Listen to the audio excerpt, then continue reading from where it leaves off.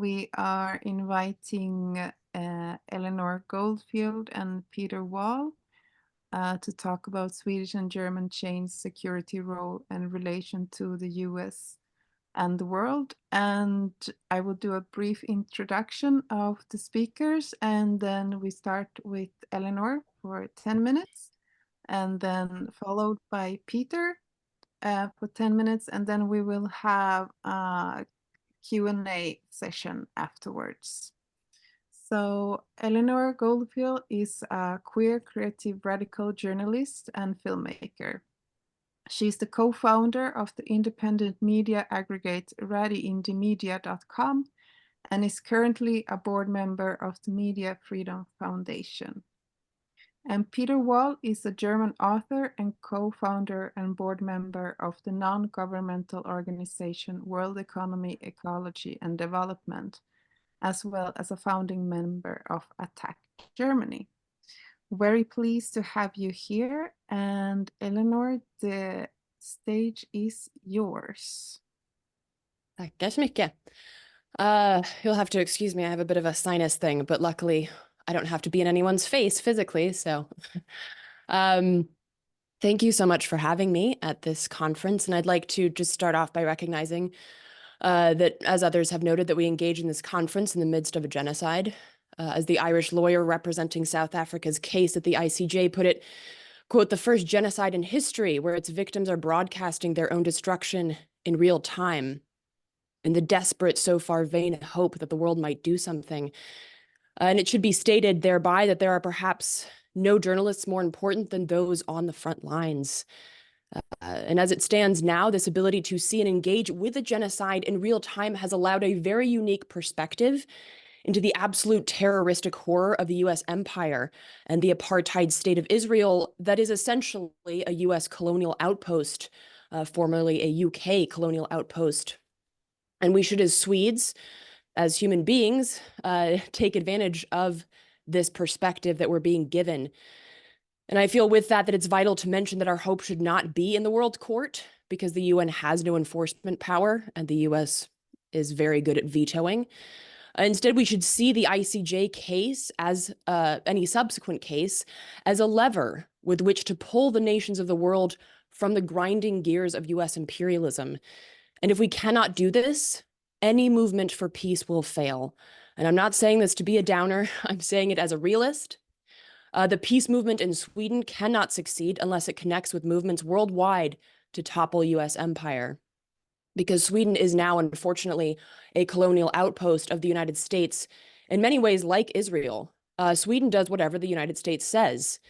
When the US says sell weapons, Sweden says sure. When the US says help us invade Afghanistan, absolutely. When the US says join NATO and risk a world war, Sweden says absolutely. US military bases will overtake Sweden, a place I naively once thought was safe from the reaches of the largest terrorist organization in the world, that being the US military. But we have to recognize that nowhere is safe, because there are always those who are eager and willing to bend to imperial power. And this is not just to shit on the United States. The US got it from somewhere, right? And one need only look north to Sápmi to have their illusions of a benevolent Sweden crushed beneath the weight of history. In short, in order to understand the present catastrophes, we have to look at our history as Europeans. And as Frantz Fanon put it, quote, "that same Europe where they were never done talking with humanity, never stopped proclaiming that they were only anxious for the welfare of humanity. Today we know with what sufferings humanity has paid for every one of their triumphs of the mind," end quote. And I would also recommend that people check out Sven Lindqvist's book, Exterminate All the Brutes, which is a brilliant and poetic book about the horrors of colonialism in Africa that inspired Hitler. And of course, he was also inspired by the United States. But basically, to understand where we are, we have to understand our history. And I say this as a US citizen, but also very much as a Swedish one. We Swedes do not have a peaceful past. We're not this neutral socialist utopia that the world seems to think we are, but props to Sweden for having really good PR. And we have to appreciate the reality of that. Our history is a map, and those of my fellow Swedes who did orientering in school Think of being dropped in the middle of the woods without a map or a compass. That's to be ignorant of history. History allows us to orient ourselves to where we are so that we may understand not only the present moment, but more critically, where we're going. And I think for many Swedes, this digging into history can still feel a bit detached, right? It can seem opaque, like, well, things seem fine now. Nothing is destroyed here in my current state. You know, I still have vacation time, and you know, childcare is still paid for and whatnot. So I'd just like to give an example of where we're headed as Swedes, and I'd like to share a quick story of a friend of mine who came home from 2 tours in Iraq, and had what's called survivor's guilt, and told me many times that sometimes he wished that he would have died there because the burden of what he had done and seeing his friends die was too much. He then committed suicide. I don't know anyone of my generation in the United States who does not know someone who has either committed suicide because of their role in the terrorist occupations of the Middle East or lives with crippling PTSD. And that's what Sweden has to look forward to. An entire generation destroyed or burdened by blood for the sake of US hegemony. Sweden will only lose from this. Or being a party to what just happened a couple of days ago, the US bombing a country that was recently genocided by US-backed Saudi Arabia in order to ensure that the current genocide by Israel and Gaza can move forward. Is that really what Swedes want to align with? And clearly, people here today feel that it shouldn't be, that we can do better and be better. And I agree, just as I feel the same about the brilliant and wonderful people who are, as I am, a child of empire here in the so-called United States. And there is a shift that is necessary both where you are and here, a shift that must happen if we are not only to live through our respective administrations pushing for world war, but to live beyond that to a future that isn't drowned in oil and blood. And that is a recognition of what Clare Daly, the indigenous anarchist who recently passed, called interrelationality. And this is to recognize that we are in relation to the world around us and also our movements. So our movements for peace has to be and is tied to the movement to protect Sápmi from green colonialism, to block the rampant deforestation of Sweden's forests, the push to privatize healthcare, schools, etc.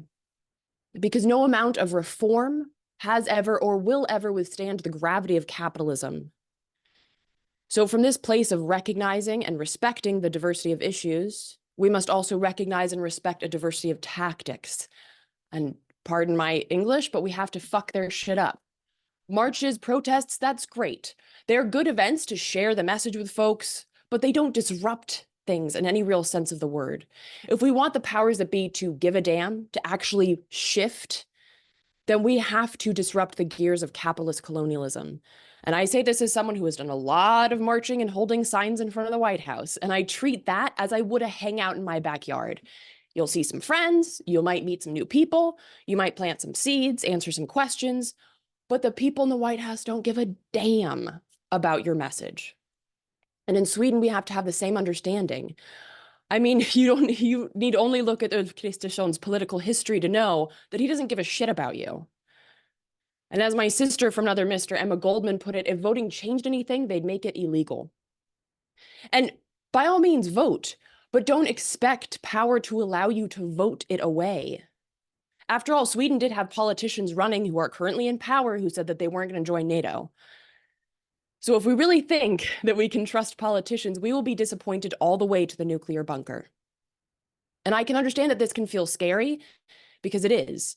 And I don't take the pushback of the state lightly as someone who has been on the receiving end of it.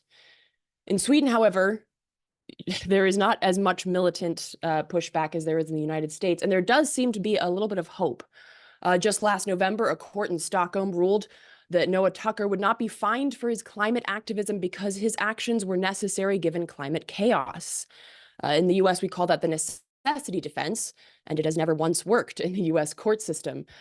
But the Swedish courts now have precedent for acting in so-called akut nödläge, an emergency situation. Use that. And again, fuck their shit up. The state will push back the hardest when we employ tactics that are the most efficient. And we have to be ready for that and engage in security culture, community protection, and adaptable participation. We must be fluid, but never flimsy. We must make room for people to do what they can, where they can, and how they can, all with this common goal. We don't need to agree on ideologies or which isms we like the best.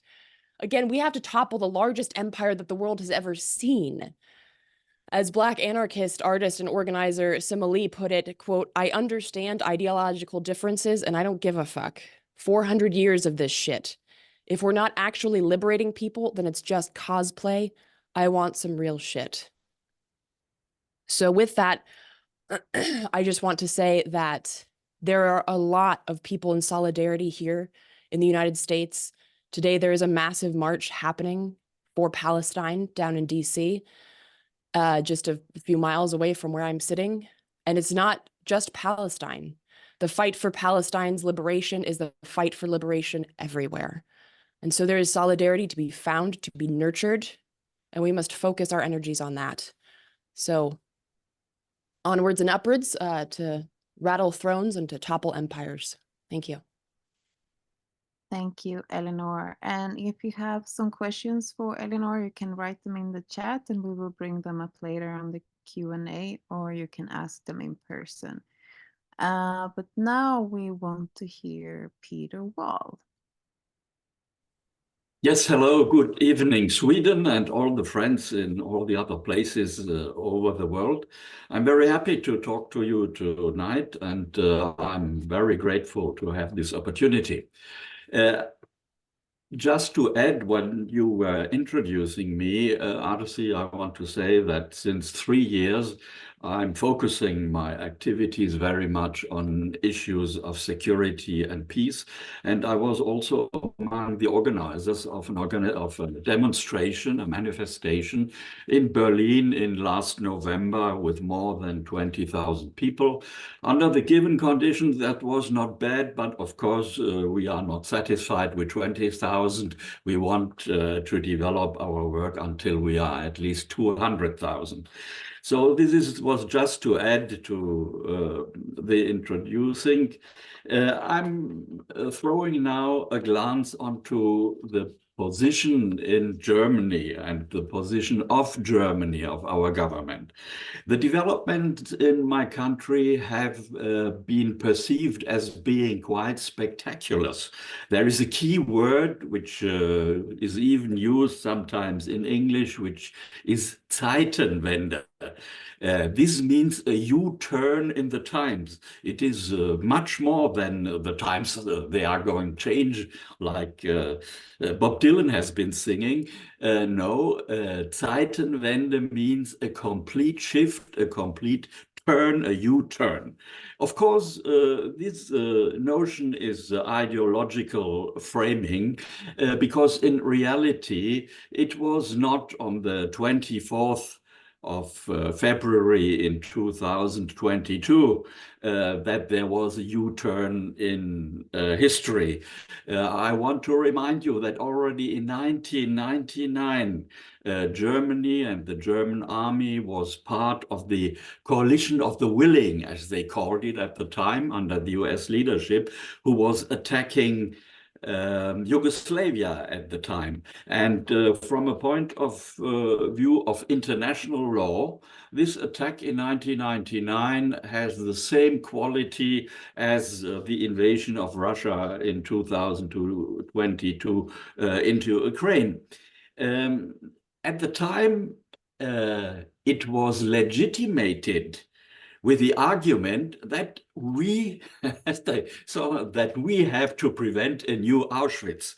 It was a Green party member, which at that time was Foreign Minister Joschka Fischer, who was legitimating this illegal attack against Yugoslavia as a preventive war to prevent a second Auschwitz. So you see, these type of arguments are now very fashionable, because if you look at Putin, he is legitimating the invasion in Russia also with the argument that he has to combat fascism. So he's doing to a certain extent what the West, and in particular the US, have started already 20 years ago. This attitude in the German policy, this Zeitenwende, is giving up, or is detaching, if you want, with a type of policy which was known and linked to names like Willy Brandt, a policy of detente, of peaceful coexistence with Russia. And this is really, I mean, the completion of a tectonic shift in German policy. And given the size and given the importance and given the position of Germany in Europe, of course, this is something which is very concerning, not only to Germans, but to all the others in Europe. What is element or part of this tectonic shift is the exclusive orientation onto military handling of the conflict. Diplomacy, political solution, negotiations, all this is out of fashion, and it is also ignoring international law. For instance, the resolution of the United Nations from March 2022, where some 140 countries were condemning the Russian invasion. This is very known. Our media are reporting that. But what they do not report is the second part of the resolution, which says that the parties, in particular Moscow and Kiev, have immediately to start negotiations for a peaceful settlement of the conflict. This is the sense of UN Charter. This is the sense of UN policies to prevent either war, and in case that there is a war, to stop it as soon as possible. So you can see they give, well, to paraphrase a bit Eleanor, they give a shit onto international law. This new German government rule. And what is important and interesting also to mention in that context is that those who are the most bellicist forces in the country is the Green Party and his leadership. In all opinion polls, you will find that this kind of electorate is very bellicist and is not interested in diplomacy, in negotiation and political settlement. This is even more extremist when you look at they are even more extremist if you look at the war in Gaza.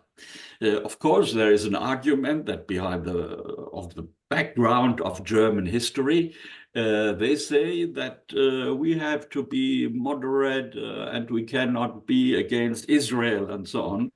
But the problem is, of course, that they are now on a very isolated position, and the real heritage of German history is really not to support breaching international law and human rights as Israel does. So this is the wrong consequence that they are drawing from German history. But of course, if you look at our media, there is a real tsunami of propaganda, both with the Russian case and with the Gaza war, in order to support this policy of the German government.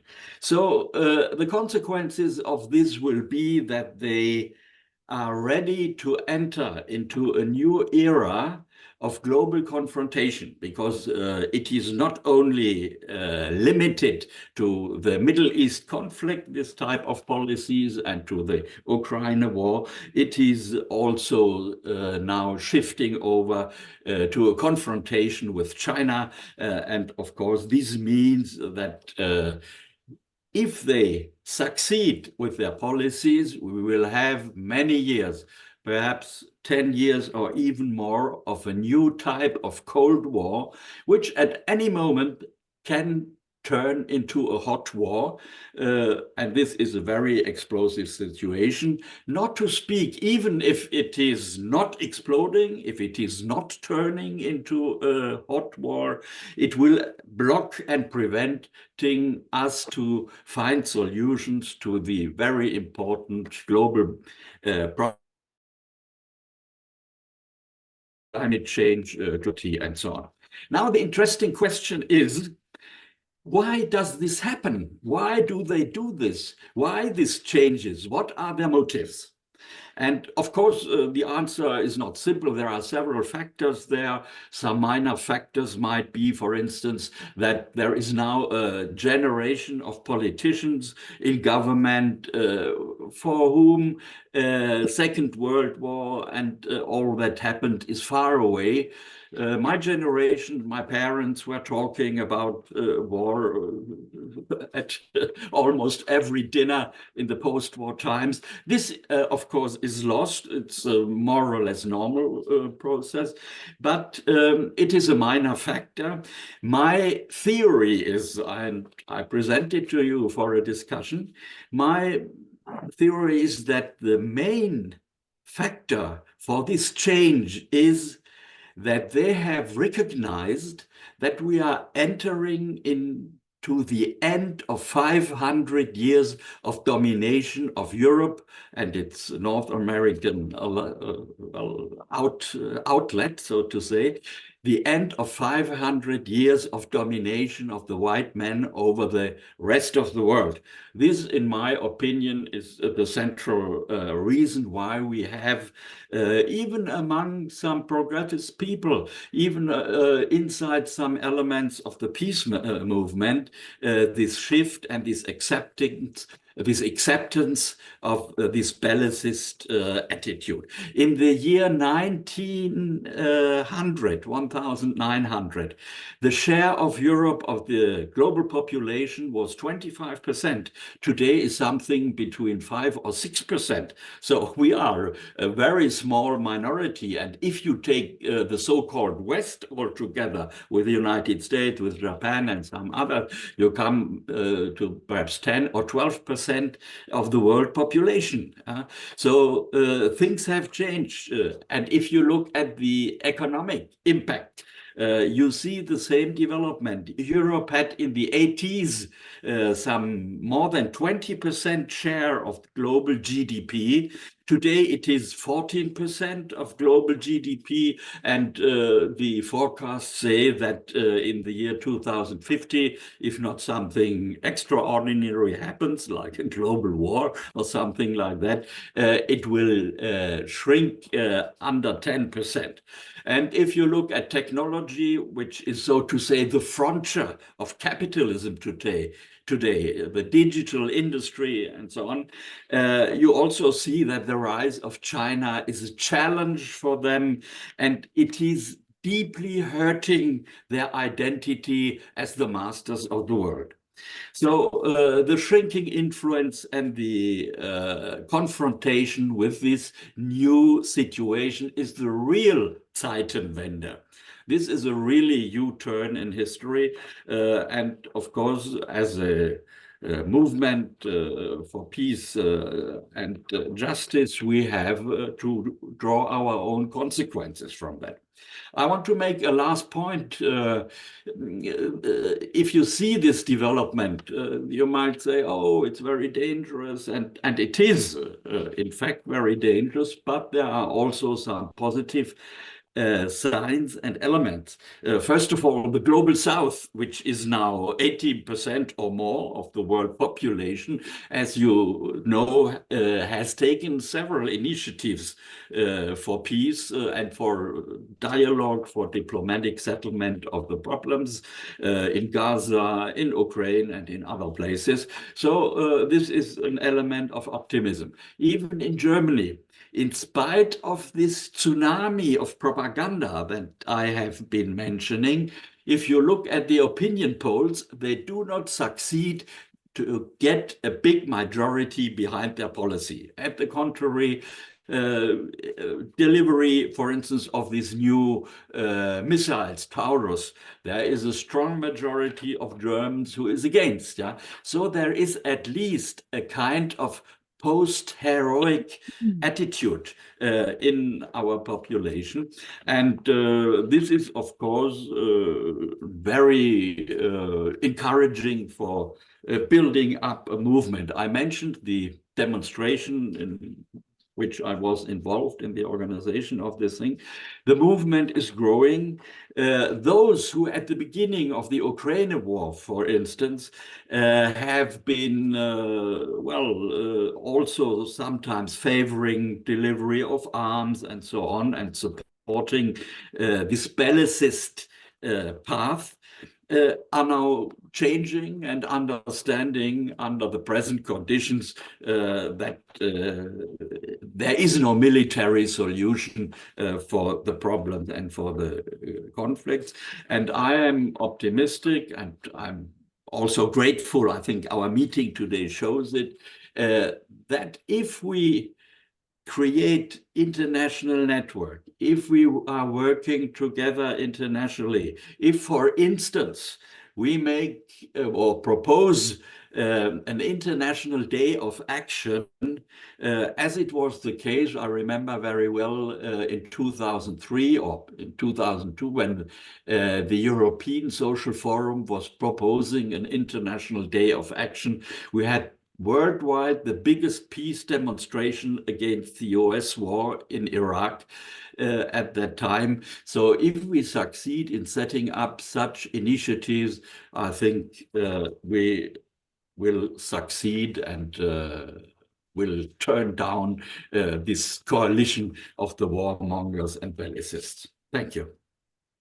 Thank you so much. And I have also spotlighted Eleanor for this Q&A session with Peter and her. So if there are any questions you want to ask, you can use the raise hand button that you find in the menu down below in the Zoom screen. But we have already some questions from the chat. And the first one is for you, Eleanor. Do you think that there can be changes on the basis of big private capitals, where the biggest profits come from weapon production and consuming, selling people, trafficking drugs, and protectionistic multinational companies doing whatever they want? Totally different economies should be established where people produce products to the needs of people. Well, yeah, I mean, as I said in my in my presentation, we have to fight capitalism and colonialism. Capitalism is basically the battering ram of colonialism. So if you want to kill one, you have to kill the other. And capitalism cannot be greened. It cannot be made to be kind or generous. Capitalism necessitates death and destruction of ecosystems, of human beings. I mean, just look at, there was actually a brilliant tweet that I just saw recently that said, quote, "Everyone loves the free market until the Houthis decide to raise the price of genocide by 3.5%. And of course, that's a joke, but a dark and apt one, because the Yemen was stopping the movement of ships, and the UK and the US did not like that. Capitalism, colonialism. It was a perfect example. That is why Yemen is being bombed by the UK and the US right now. There is no such thing as benevolent capitalism. It must die so that we may live. And kind of a follow-up question on that from David is, how can groups within civil society fuck their shit up? Demonstrating isn't enough. Gluing yourself to the road isn't enough. What do you think needs to be included in the ecology of responses this coming year? Well, first of all, I wouldn't say that quote unquote things aren't enough. I believe in a diversity of tactics. Some people choose to take a legislative path, like the person in Sweden that I mentioned, who actually won the necessity defense for their climate actions last November, which sets precedent in Swedish judicial systems for that defense to be used, which I hope some folks here or their comrades might use. But I do think that in terms of fucking their shit up, you have to do things that aren't condoned by the state. That means not getting a permit. I don't know how it works where you guys are, because I've never actually organized a protest in Sweden. But here in the US, if you want to legally have a demonstration, you have to get permits, which means that you have to talk to the cops, which we don't advocate for. So that means that you have to do shit that is not condoned by the state. And that means that you have to do things that are illegal. And you have to block things. You have to mess up the gears of capitalism. And so however that looks, however that manifests, whether that means tree sits, whether that means blocking weapons manufacturers such as Elbit Systems, whatever it looks like wherever you are, I think is what needs to happen. And of course, people will engage in different ways according to their abilities, but it has to be things that are not condoned by the state, that scare them and that will force them into making the decisions that we want and we need. Agneta has raised her hand. You have to put on your microphone. We can't hear you, Agneta. You have to turn on your microphone.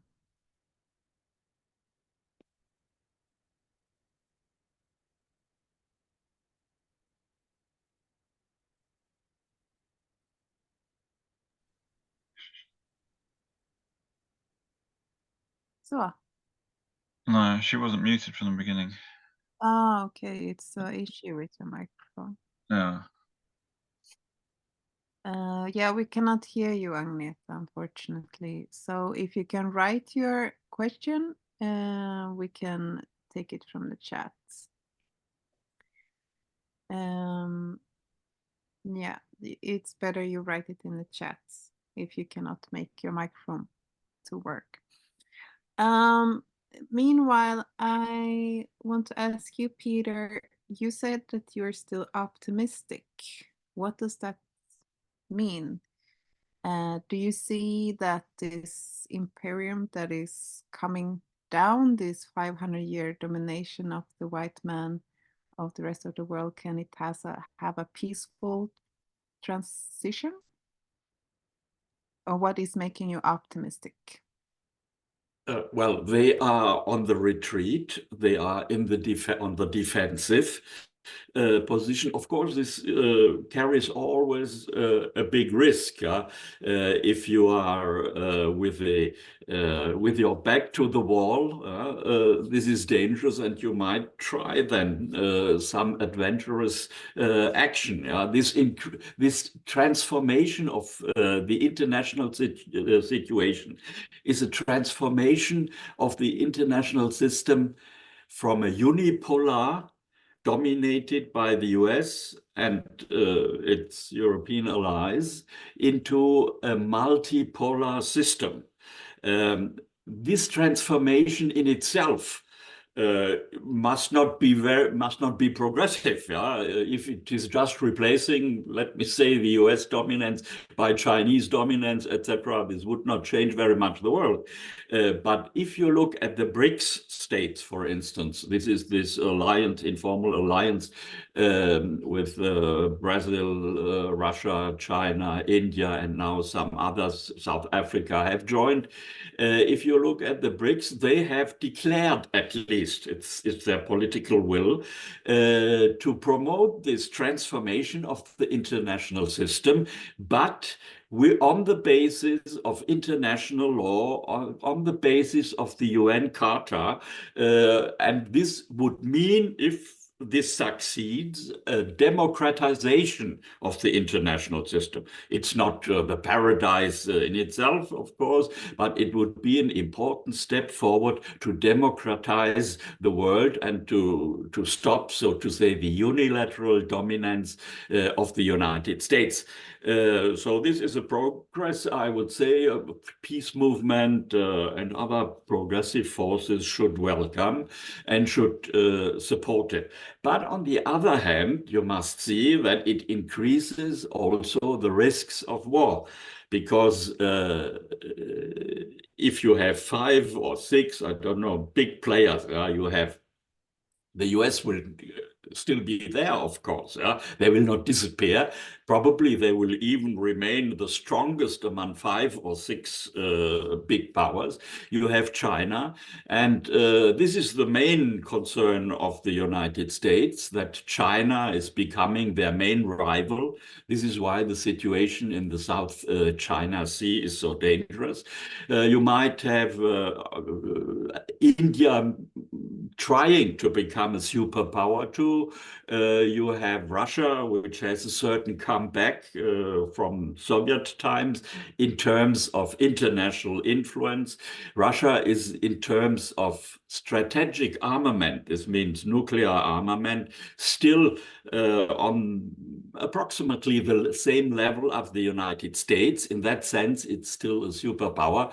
So if you look at this configuration, it's not so stable as the unilateral order. It carries some risks, but I think we should support it.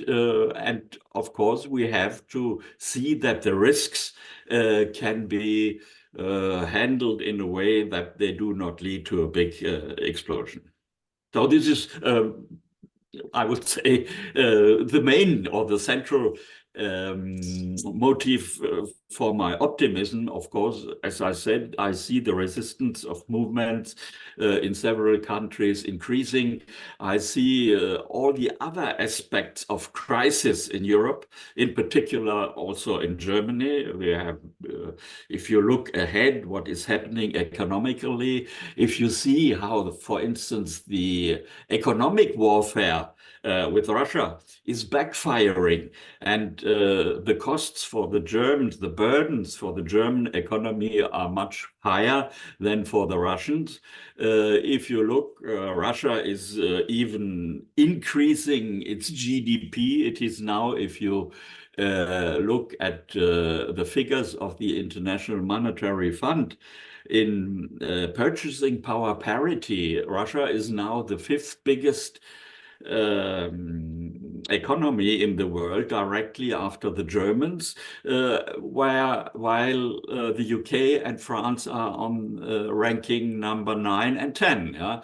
So you see, it has no effect, this type of sanctions. So it means that the deepening of the crisis, the economic problems, the deficits of the EU in the technological development, all this taken together shows that they are contributing to their own defeat, to their own, well, shrinking of their economic and other influences. So this type of stupid policy from their point of view and from the point of view of their interest, I think is something that